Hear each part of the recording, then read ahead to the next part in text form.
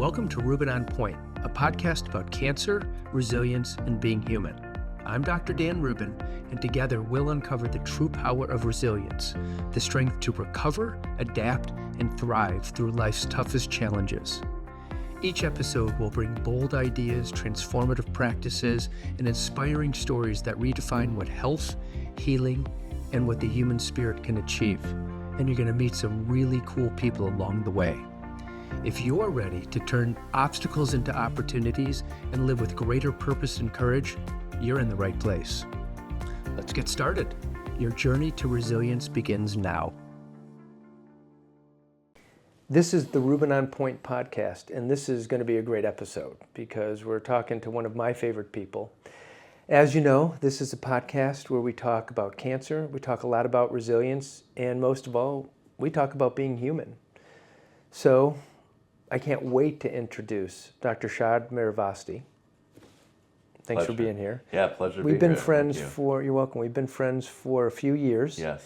We've worked together, we've shared patients, we have common friends, we sit on boards together. Yes. You have a phenomenal career, and you are deep into the world of integrative medicine from a conventional side. I come from a naturopathic side, and by nature I'm integrative.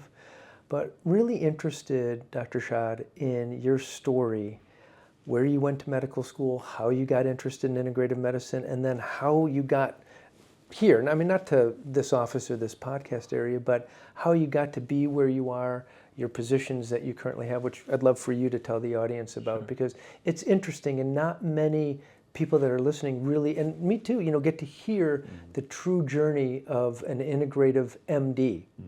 Who's talking to an ND who's integrative. Right. We came at it and met in the middle. Right. So, and I love it. Yeah. Where did it start for you?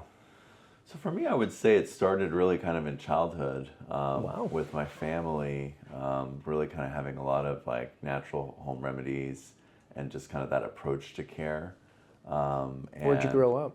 So I grew up, we were one of those folks that came out on a vacation before the Iranian Revolution in 1979. And we ended up having to stay here because of the revolution. No way. Because our faith as Baha'is is heavily persecuted there. Wow. And so we had no idea. We came on a business trip with my dad when I was 11 months old. What did your dad do? My dad was the CFO of actually the largest marketing firm in Tehran at the time.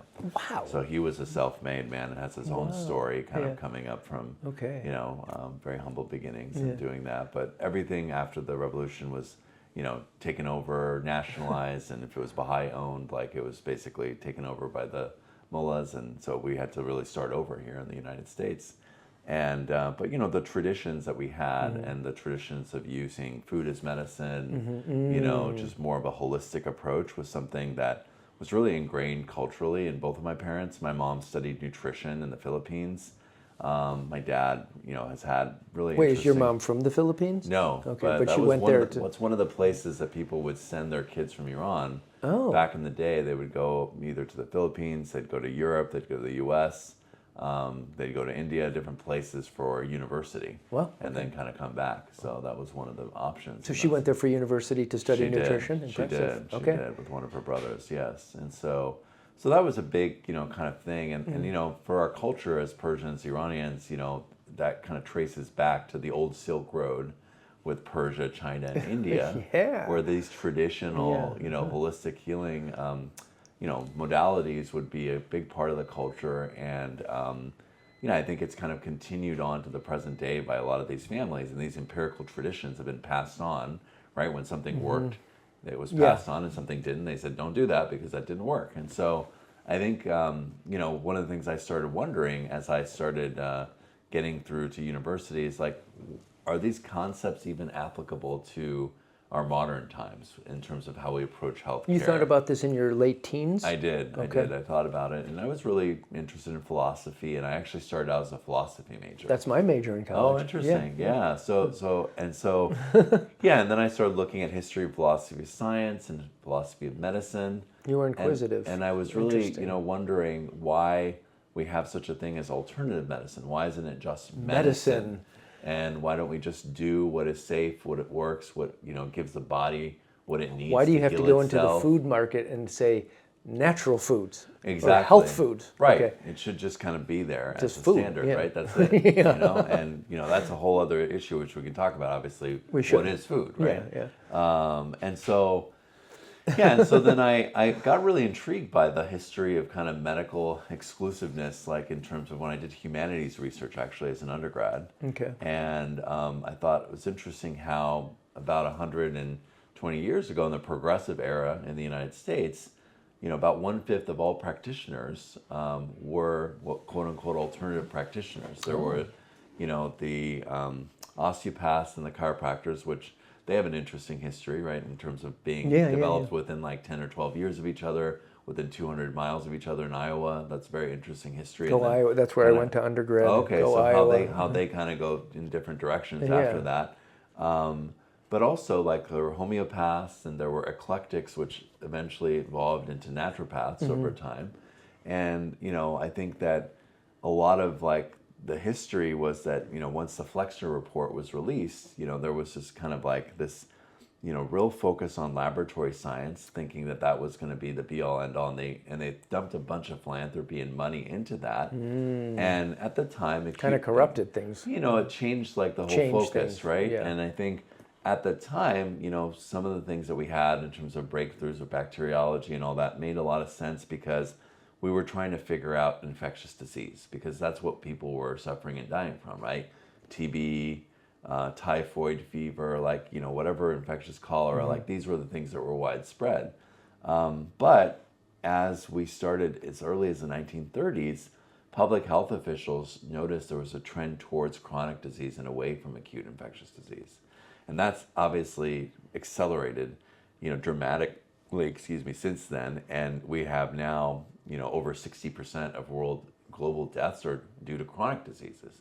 And these Which are largely preventable. These are largely preventable. And these are, even the diseases of the lung, for example, is not TB or it's not the flu. It's actually, non-communicable and, inflammatory conditions like COPD, asthma, right? And that connects to air quality, diet quality, lifestyle, all of those things. And so, for me, I really thought to myself, well, why are we just so fixated as a system on waiting for people to get sick and really focused on acute episodic care as opposed to actually helping people stay healthy?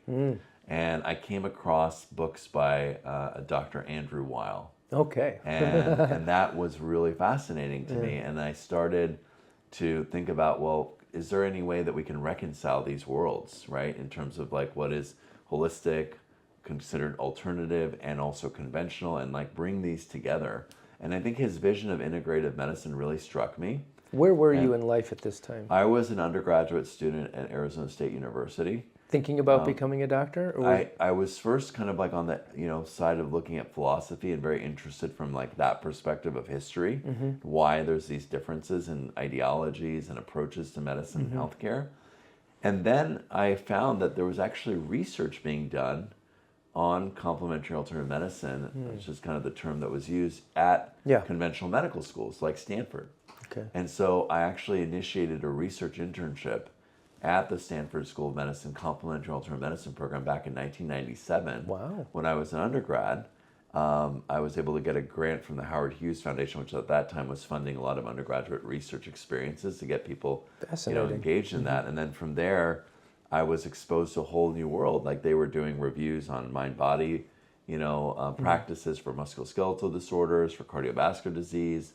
There was a study looking at soy, phytoestrogens, and health, and I was able to actually contribute to several peer-reviewed articles. And you did this from ASU, or you went over? I went over to Stanford. Okay. Yeah, I did an internship there. Okay. And then the next summer, I wanted to kind of diversify and get a better experience with research, so I went to NIH, and I did something completely different, looking at ADHD in children and executive motor function. It wasn't a lifestyle. I just wanted to go to NIH to just learn how they approach research in that way. Got it. And then, from there, I really got interested in public health, and I worked in Guadalupe, which is kind of a landlocked town in Phoenix area, which, has very basically high levels of poverty, high levels of type 2 diabetes. And at And that it's not time, far. I mean, it's right there next to Tempe. It's right there. Okay. And they had a 68% high school dropout rate at that time. Wow. And I found out that they actually, started early with student absenteeism from things like head lice infestations, which is not a source of disease or infection. Head lice are actually, can be found even if you have good hygiene. It's not a hygiene issue. Okay. But kids would be excluded from school, because of these no-nits policies. So I ended up doing my senior honors thesis on the biology, history, and sociology of head lice. Wow. So I learned a lot about how this was a case of competing values and how the school system had this very strong policy, but it wasn't based on science.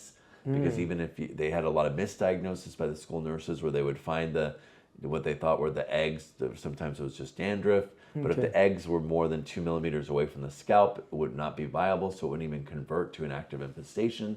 But then kids would be excluded from school, they would be stigmatized. You've heard of cooties.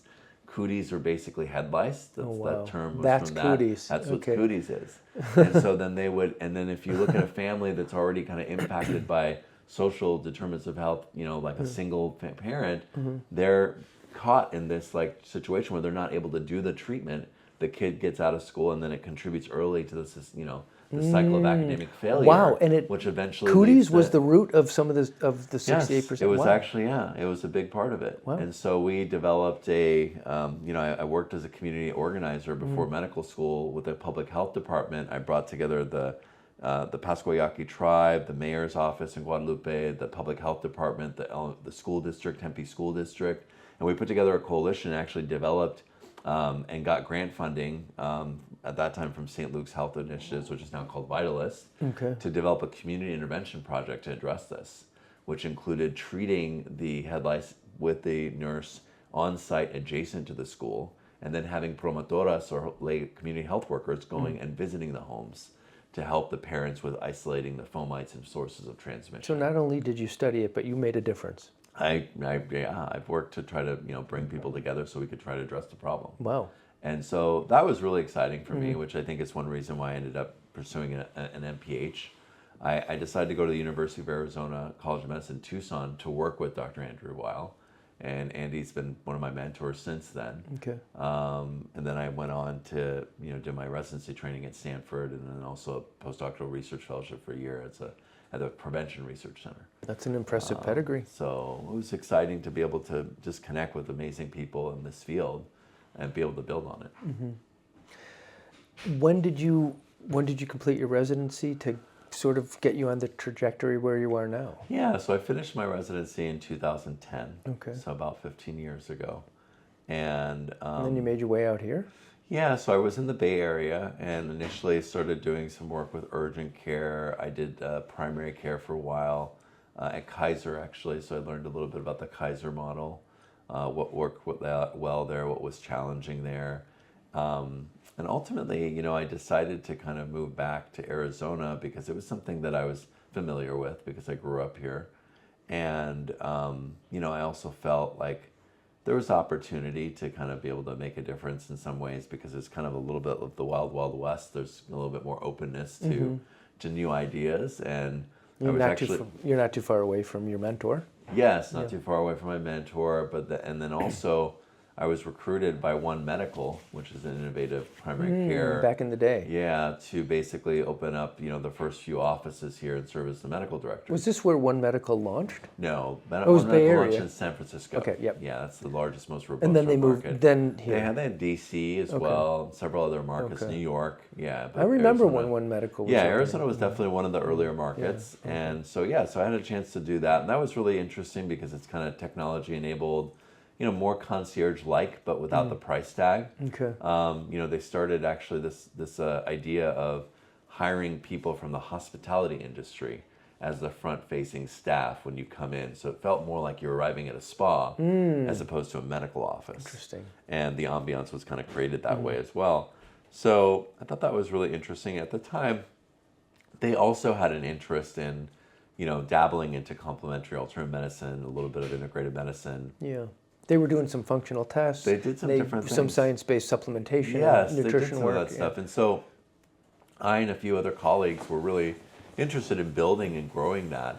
at some point, they decided to really just kind of double down and focus on their bread and butter primary care model, Okay. and not really do that. So I decided, to kind of part ways. But it was very amicable because I know a lot of the docs there and a lot of the national Because you were leadership, still and interested more in the integrative I still wanted trajectory. to see a model of care that really tried to innovate by bringing together this what now NIH is now calling whole person health. Oh, Right, okay. which so the National Center for Complementary Integrative Health calls it whole person health, Okay. which basically looks at the whole person, right? So not just looking at, as in the history of medicine, you may be familiar with Osler, and Sir William Osler would always say it's not so much important what disease is in room 25, it's who the person is that has this disease. That's how we are here. Right, and Absolutely. that's so important, right? We've kind of Well, lost that naturopath- compass. Yeah, the naturopaths didn't. Yeah, right. And that's one of the reasons I became a naturopathic doctor, Yeah. and why my mentor pushed me away from MD and into ND. He was Yeah. an MD. He is an MD PhD. Oh, interesting. We have 6 precepts that we go by, and one of those is Tole Totem, which is treat the whole person, and one of them is Tole Causum, which is treat the cause. We have the healing power of nature, vis Right. medicatrix naturae. Yes. But yes, the naturopaths hadn't. The MD system, the medical and DO system, had gone astray. Yeah. With that. But yes, and so often, right, people are referred to as diagnoses. Like here, we don't use the phrase cancer patient. We Right. say person with cancer, elevating the person above in our That's writings great. and everything. That's something that we're really staunch on, and we try and bring to the places where we work. So That's important. Yeah. It's so great that you've kind of carried that whole person approach, as part of, the kind of the DNA of naturopathy and the way that you guys approach care, which I think is that's really how so we're important. that's how we're raised. When we're in school, Yeah. can't really be an ND without without nurturing that within yourself. That's I such think a that's core great. concept, I think we really need that though in all healthcare. So it's nice that we're finally starting to see. So it's going like a that lot of way. Oh yeah, in the oh yeah. world? The whole idea of whole person health. It's also kind of reconciling the understanding now that social, behavioral, and lifestyle determinants actually play a much bigger role than genes that we inherit from our biological parents. So like more like epigenetics. Epigenetics and Okay. understanding the fact that these factors actually play much more of a role, right? Which I often say, it's our zip code, not our genetic code, that determines like our ultimate Interesting. health I like and that. longevity, right? And so I think that's really empowering, and I think it's been, something that's been really a big insight, I think, in conventional medicine in the last 10 years to start to recognize that no, actually, doesn't matter like if you get the diagnosis correct and you have like a medication, if you're not actually addressing these other factors, you're not really getting to the root causes and actually being able to help someone, be able to get, overcome the condition and also be able to live healthier for longer, which is really the goal. And I think, insights from concepts like the blue zones where people have all these epigenetic inputs that are optimized, right, in terms of moving naturally, social connections, and the relationships, the quality relationships, sense of meaning and purpose in life, actually access to real nutrient-dense food, optimal and restful restorative sleep, right? These are all epigenetic inputs, and actually This is the how fourth- a human body is supposed to be treated, is what I Absolutely. usually tell yeah. people. So my upcoming book that's actually going to be published in a few months, Longevity Made Simple. I love it. You know, how to Wow. live healthier for longer with the dress code. Okay. Basically includes these elements, right? So the dress code being diet, relationships, exercise, stress, and sleep. So that's set to launch when, just for In timing? a couple months, yes. So, because right now Yeah. this is what, early Summer. April 2025. Yep, So summer 2025, 2025. yes, Okay, got it. exactly. Wonderful. Longevity made simple. Yes. Okay, so I'm a naturopathic oncologist. Yes. I work in the office here with many naturopathic doctors, and I live in that world, and I interface with many of our non-naturopathic colleagues who are physicians, non-physician practitioners, and so I am born and raised into the world of, integrative, but first naturopathic medicine. So that is just how I always think, is about whole Right. person care. I can't separate that. Right. Nutritionals, density, purpose of living, mental emotional constructs, dark room sleeping, cold plunges, proper light, Yeah. getting out, seeing 3D, not just 2D right here. Right. You're here chatting about this, but how many of you are there? How pervasive is this So, in the world? Yeah. If there's a hospital over there, Yeah. are they talking about that Yes. truly and really? Yeah, so I think that this is really now starting to finally come of age, and that was really my goal in going into, because I did consider naturopathy as well. And I actually, one of the reasons why I opted to go the MD route was because I really wanted to take on the role of trying to, really expand and I'm so glad you did. Change the system to be able to be more inclusive and encompassing, and really get that more of that whole person health, holistic, approach, right? Because I feel like it's just important. You can't just kind of, You're advocating for this in a giant, much larger profession than I'm in, and which is a lot like a salmon going upstream, yeah, right? Because there's not, that's heavy lifting. I think Dr. Weil really was one of our initial trailblazers in this field, who really kind of developed the field on the conventional side and bringing kind of like everyone together, absolutely, looking at different practitioners, and I think taking now, it all the way and really focusing on food, looking at psychedelics, looking at different substances that different things, all the different humanity. Tools that are available, right? And so I think what's exciting now is that, the path that he's kind of created for us has led to this point where it's really starting to be recognized more and more. And How was it back then, though, when he was your mentor? Back then when he was my mentor, I think it was more recognized. I think when he started this work in the 80s and early 90s, it was really something that became popular with the books that he wrote, but it became popular with the general public, not with physicians. In fact, there was all sorts of great debates. And he was popular because he's a character. Oh, yeah. He's very charismatic and is really great. I have a Dr. Weil story. Oh, okay. I graduated naturopathic medical school in 1997, and in the middle of 1997. Earlier in 1997, I was like, okay, I'm graduating. Maybe I could also become an MD, right? And so I found myself starting to take other prerequisites that I never had, like physics. I had never had a physics class. I'm an existential philosophy major from University of Iowa. It wasn't required class to get into what was then Southwest College of Naturopathic Medicine, now Sonoran University. And so I went down and met with Andy Weil, and he took me around University of Arizona. I think he was thrilled to be like, oh my God, here's an ND who would want to maybe join our program. Wow. So I really considered it. So I did get to meet him. That's great. Yeah, and it was so nice to me, and it was like, for me, fascinating. So this was 1997 too. That's amazing. Yeah, I think that's great. And so, what that work has done is now, I think, and the science of epigenetics and recognizing the fact that these factors are actually more important, and we need to kind of look at the whole person. I think that you now have the field of lifestyle medicine. Okay. Which is really gaining ground. Lifestyle medicine is basically, I would kind of think of it as really like a subset of like the larger integrative medicine. I think it has a lot of merit that really focuses in on the 6 pillars of lifestyle medicine, which are things that we've talked about, basically diet, exercise, stress reduction, optimizing sleep, as well as making social connections, avoiding risky substances like alcohol and tobacco. And they really developed a whole robust, I think, engagement with the American Medical Association, with a lot of conventional kind of approaches to really kind of make this, something that more and more people are doing. And so I think that is one piece of it. Obviously, I think the 3 kind of fields you think about in this area are, lifestyle medicine, integrative medicine, and also functional medicine, right? And I think functional medicine does an exceptional job with really more complicated cases, what I would call like medical mysteries, like people where maybe they've done everything they can on the lifestyle stuff. They've tried some of these complementary modalities like acupuncture, Ayurveda, herbs and things, but they're still not able to get to that point. They need to do this additional testing, right? And so all of these are, I think, now people are really actually looking at them. People are doing them in the conventional side, and then I think we've won.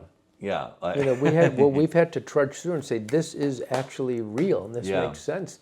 I mean, when we were giving probiotics back in the 90s, my colleagues before me, we were shunned. Bioidentical hormones. I mean, these are some of the things that we had been, homeopathy, that we had been literally made fun of or chastised for, and now they're like talked about on social media every day. People talk about it, exactly, and people are engaging with it. So I think that, that's been an interesting evolution, right? And I think now we're at the point where... but we had to fight for it. That was the thing. So a lot of these things are uphill, right? I mean, that's kind of how it works, right? That's the salmon swimming upstream. I think that's a challenge, unfortunately. I think one of the things early on that we know in the history of medicine is, unfortunately, there's not as openness to new ideas, right? So if we look back in the history of medicine, like I don't know if you know the story of Semmelweis. So Semmelweis was the one, right, who discovered the connection between hand washing and infection. This was well before the germ theory of disease, right, back in the 1800s. And he was a OBGYN, and he found that there was a high maternal and infant mortality rate. And he started to try to figure out what was going on. He realized that the surgeons at the time who were doing the deliveries, It sounds funny now. they would literally just like go from one delivery to another, just kind of dip their hands in like, like just get the blood off or something. Just get like the big gook off and then just go on to the next one, right? Without any kind of like soap or, I mean, it's just so foreign to us, right? Because everybody thinks of soap as like, well, of course you're going to. Well, now what do they do? They scrub a certain. There's a whole scrub and everything, right? Anyway, he found that connection. But he was laughed away by the medical establishment. I know. Not only that, but like he lost his license. He was kind of banished from that. And he actually died in a mental asylum where he was beaten to death. What? So this is like his fate, even though now he is considered like the father of like hygiene and hand washing. He saved so many lives. He saved so many lives. Ultimately, like what he discovered was so critical, right? Fast forward like over 100 years later, the person who discovered that H. pylori was a cause of ulcers, people didn't believe him. And so he actually ingested H. pylori himself. He did. Gave himself an ulcer, and then treated himself with the antibiotic regimen to prove it and get the Nobel Prize. I mean, there's like in oncology, that's similar to Judah Folkman, who's the father of discovering angiogenesis, which he was laughed out for years and years. And we studied him in the late 90s and was very interested in the theory of angiogenesis, that tumors have to grow new blood vessels in order to get bigger and survive and move waste out and bring nutrition in. And now there's a whole field in multiple drugs that are anti-angiogenesis agents. And so very similar to that. You know, your historical accounting is fascinating, and it really brings just a superb flavor to what you're doing, because I can see really the progression in you as an undergrad, and then, doing research and seeing how you think, and then bringing it to where you are now, which is, tell everybody, where are you right now? Well, so the things I really focused on has been two main spheres. One has been in redesigning conventional medical education to include nutrition, integrative approaches, whole person approaches to health, right? And wellness is kind of a primary focus. Congrats. And so really being able to do that. And then the other sphere has been in redesigning healthcare so that we can have models, small. Okay. models of innovative care models that actually do this. So I think, I've done a lot on the medical education side and I've done some things in the healthcare side, and now I'm actually building out on that. So on the medical education side, been at University of Arizona College of Medicine, Phoenix for over 10 years. Basically, started what we call the culinary medicine program. Yeah. And when you look at culinary medicine. Culinary medicine. Okay. And so culinary medicine is actually an evidence-based field that brings together the art of cooking with the science of medicine and nutrition. Ooh, how? And it's to fill the gap in nutrition education in medical schools, because diet is actually the #1 risk factor for premature preventable disease and death worldwide and in the United States. Yet physicians in training only across all 4 years of medical school get only 19 hours of nutrition education. That's less than one full day. Exactly. Wow. And so. And what can you really pack in? I mean, you can't. And a lot of it's focused on basic science. Like what's a calorie or what's a macronutrient? Yeah, or some kind of extreme dietary deficiency like scurvy from vitamin C. Oh, right. Okay. Right? Something that's actually not applicable, right? That we're not actually looking at, right? But yet, when we look at the chronic diseases of our time, like cardiovascular disease, diabetes, mostly type 2 based on insulin resistance, obesity, right? These are things that cancer, right, in your area, right? These are things that account for 7 out of every 10 deaths, 77% of all health expenditures in the U.S. And even at the height of the COVID-19 pandemic, where we had a lot with acute infectious disease, the people who were sickest, right, from a COVID infection, had the highest rates of hospitalization and death were people with one or more chronic diseases. And so that really shows you that this slow pandemic of chronic diseases is really at the root, right? That's our Achilles heel in the United States. We lead the world, the developed world, in chronic disease, where 6 out of every 10 Americans have a chronic condition, right? And we're really good at treating people when they're acutely ill, like for an acute exacerbation of a chronic condition, like a myocardial infarction, a heart attack, right? That's the end result of multiple decades of a process of chronic inflammation and narrowing of the arteries known as atherosclerosis. They don't get that heart attack in the week before, the 2 weeks before. We're great at that moment, like when that's happening, to try to save their life, and that's amazing. Really like heroic kind of like acute care. Yeah. But what are we doing to prevent that from happening in the first place? Where are we upstream, right? We're not upstream. We're not actually changing diets. We're not changing Why lifestyles. didn't we? Why? It wasn't fancy. It wasn't pharmaceutical based. Well, it wasn't lab testing. It seems like such a. We there's- used to do that, and then we got away from that during it's our. a couple different things. I mean, the number of factors. I think one is like the way the healthcare is reimbursed in the United States is what we call a fee-for-service model, and so it's like a sick care model, right? Yeah, absolutely. You know, I would say we don't have a healthcare system. In We have general, in the United States, yeah, but I mean, in the world of Pravanare, or Yeah. prevention is the best cure, is another naturopathic. we don't do it as much, right? So even look at our notes, right? The notes is the first is the CC, the chief complaint. And then it's the HPI, the history of present illness. Interesting. Right? It's not like HPI, how to prevent illness. Right? Like let's kind of love turn it. that Yeah. on its head, right? Like Yeah. that's not what we're looking at. We're already having to give you a diagnosis just to bill. Oh my God. Right? Yes. So you need to have something to come in to see me. Yeah. Right? Versus actually thinking, well, what about actually just coming to see me so you can Because be prevention empowered was not reimbursed. Right. Okay. So that's part of what needs to shift. Is it shifting? It's starting to shift. Starting to shift. Yeah, it's innovative models like shared medical visits, group visits. Do you do those? Lifestyle. Yes, we do. Okay. And so that's one of the things I've been working on at Honor Health is to try to develop more. What's of Honor this. Health? Honor Health is a local hospital system in Arizona with over 10 hospitals. Thousands of patients. With clinics around the valley. We're on an Honor Health campus right now. We are right now, and so basically there's a lot of focus there on, looking at population health, being able to, be there for when you're sick, but then also starting to develop a vision for how to approach the whole person and, lifestyle medicine, integrative medicine. We have an integrative medicine department, which I oversee. And, How big is that department? it's a small department right now, but it's building, and we're growing, and we're kind of looking at a vision to connect that with all sorts of other services that connect with helping people to live healthier for longer. It's almost like integrative medicine should be in the middle and should be connected to all the, if it were an asterisk, integrative would be in the middle. Yeah, and almost every field has something that can connect back to this, right? Yes. Right? I mean, surgery, there's post-op care. Sure. Right? Emergency med, maybe it's homeopathy, that's probably far-fetched, but we've had colleagues who are NDs and MDs in emergency medicine. Sure. But cardiology, is a really good example, right? In terms of prevention, but also like the lifestyle change, right? Like what happens after you have a heart attack or stroke, you do cardiac rehab. And now we also have intensive cardiac rehab, right? What is cardiac rehab? Is it just cardiac walking on a treadmill? It's exercise. It's actually targeted exercise to be able to rejuvenate the heart and the Are there cardiovascular nutrients system. involved? So Stretching? Basic cardiac cardiac rehab is that mostly focused on the activity part. Okay. Intensive cardiac rehab, it adds dimensions of diet and stress reduction. How new is that? And that's been around for a good amount of time, Okay. but not many people do it.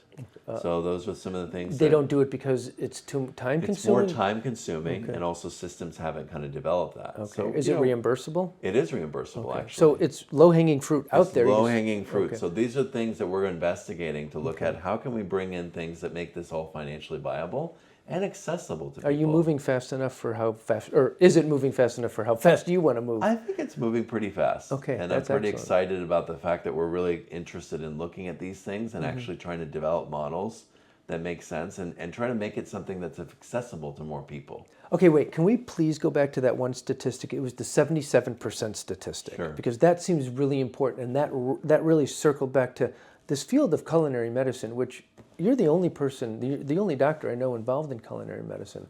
Talk a little bit about There's that. thankfully a lot of more doctors now around the country that are involved in culinary medicine. Okay. And there's organizations like the Teaching Kitchen Collaborative, American College of Lifestyle Medicine, that are really engaged in this and kind of building it nationally.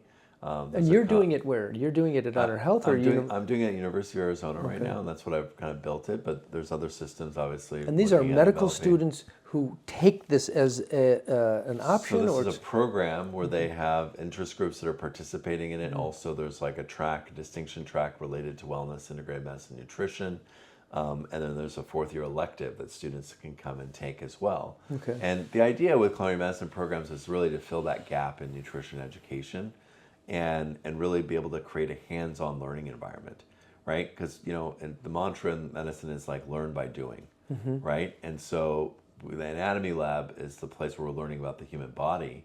The teaching kitchen becomes the laboratory where you learn how to use food as medicine to prevent. Somebody and once treat said, and- let right. food be thy medicine and medicine be Yes, thy food. yes. Somewhere back there was Yes. I mean, that's a phrase that's been attributed to Hippocrates, but it's something that's been around for thousands of years across all cultural traditions. and you're bringing it back. So we're bringing it back because we're seeing how diet is so important. And the other problem here, Like, duh?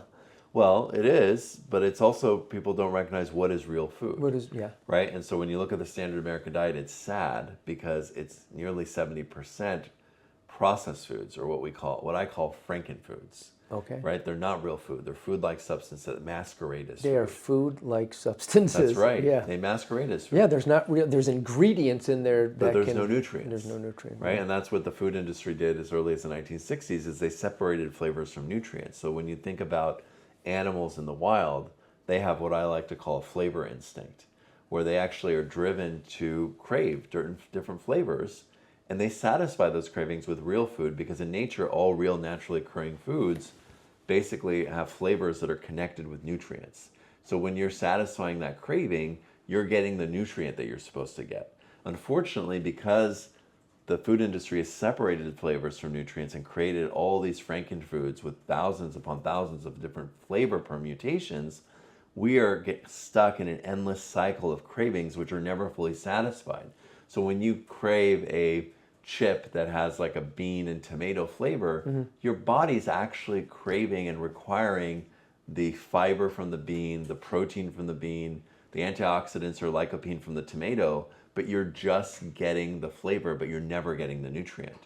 So that creates this endless cycle where you continually crave and you're not getting the nutrients, so the body is just getting all these empty calories, which contributes to insulin resistance, cardiovascular disease, obesity, metabolic syndrome, right? All of these different conditions that we're faced with now. I am so glad that you're a doctor and that you're here. Thank you. And that you're bringing this type of stuff to the world with your new book that's coming out summer of 2025. Yes. And it's called again? Longevity Made Simple. Yes. Live healthier for longer with the D.R.E.S.S code. How do people find you? So they can find me through my website, drshad.com. So doctor spelled out, SHAD.com. So DOCTORSHAD.com. That's correct. Excellent. Yeah. It's so great to talk to you. Great so to speak with refreshing. you as well. Thank you very much. All right, let's do it again. Pleasure. Yeah, look forward to it. Okay. All right. Thank you for joining us on Rubin On Point, a podcast about cancer, resilience, and most of all, about being human. I hope today's conversation inspired you to see new possibilities for growth, healing, and strength in your life. If you enjoyed this episode, be sure to subscribe, leave a review, and share it with someone who could use a little extra resilience in their day. Remember, no matter what challenges you're facing, resilience isn't just about bouncing back. It's about building a life of purpose, connection, and vitality. Until next time, stay strong, stay healthy, and take care of yourself and those around you.